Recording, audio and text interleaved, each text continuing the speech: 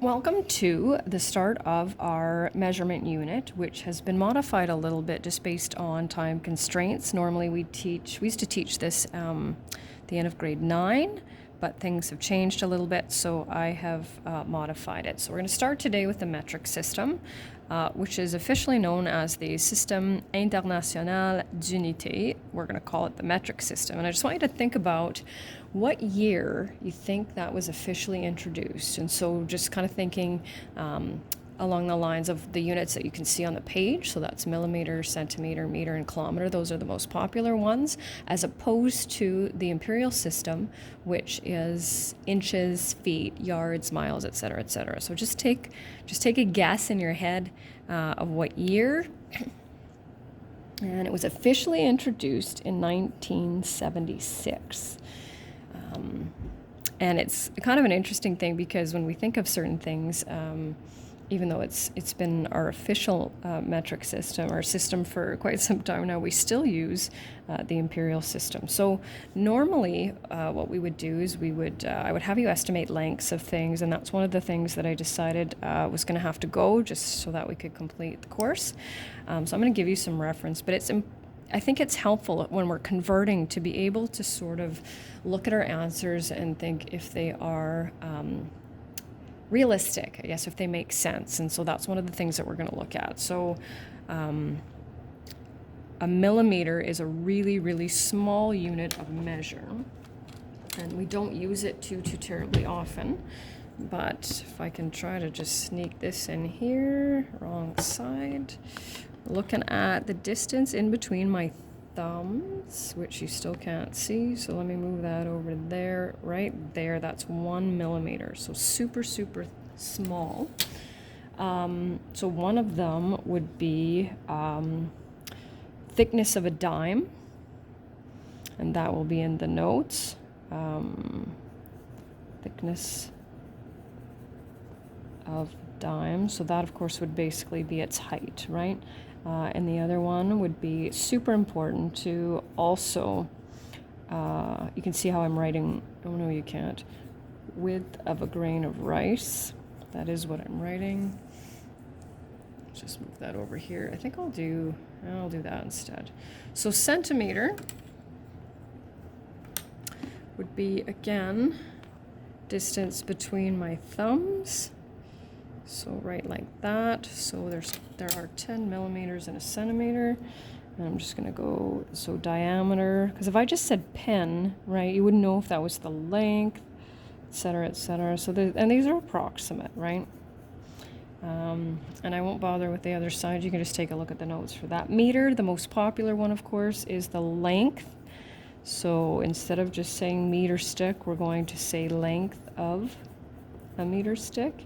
And kilometer's a little bit tricky. So when you start driving and you watch your odometer move, that might kind of give you an idea if you kind of think of where you start and where you end.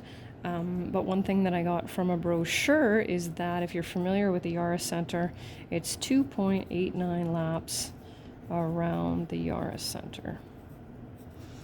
So, and there are some other ones because I do have a section for a second referent, but those are available in the notes. So I won't worry about that too much. We're going to go back now to converting.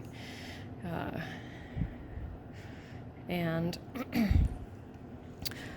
this one, one of the reasons that we switched is because it's easier to convert. And so we're going to focus on the units that we use the most. And so that's millimeter, centimeter, meter, and kilometer, because those are the ones that we use most. So it's very, very important to be able to show how you have arrived at your answer. I have had students in the past say, well, you just move the decimal place, and that drives me crazy because decimal places don't just move. Also, when it comes to the imperial system, we can't use that because our conversion factors are different. So what you will have to do is show me basically how you're getting to your answer. So, and I ask that for all questions just to keep it consistent. So it says fill in the blank showing the operation. So our operations, of course, are multiplication, division, addition, and subtraction. We will only multiply and divide with these ones, and then as well as the conversion factor. And that means by what are you multiplying or dividing? And so we want to go from 578 centimeters, and we want to know how many millimeters that is. So you can do a couple of things. You can think, okay, should I end up with a larger answer or a smaller answer?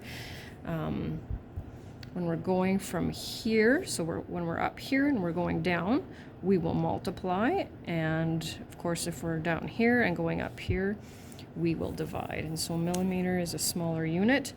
So we will multiply by, and each step is represented by 10 and a power of 10. So one step is 10, 2 steps is 100, 3 steps is 1,000, etc., etc. And I multiply by 10, and I'll get 5,780. So kilometers to meters.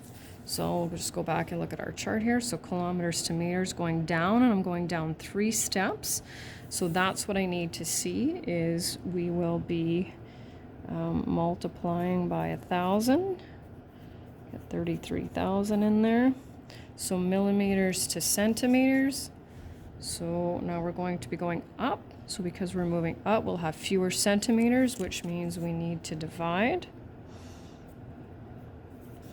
0.97. And I won't go back and forth for all of these because you have your charts. So kilometers to centimeters, we are going down. We're going to have quite a bit more. And so we will end up multiplying by 100,000, which gives us 160,000. 0.9 centimeters to meters. So again, going up. So we will divide. And there are 100 centimeters in a meter. So that will give us 0.0009 meters to kilometers. We'll definitely have fewer kilometers out of that. So we'll divide by 1,000 and we'll end up with 11. Kilometers to millimeters, that's as far as you can go when it comes to math anyway. And so that conversion factor is 1,000,000. There are 1,000,000 millimeters in a kilometer. So we will multiply by 1,000,000 and we'll get 4 million out of that. And then the last one on our practice page is centimeters to kilometers. So that will be dividing by 100,000. And that's it.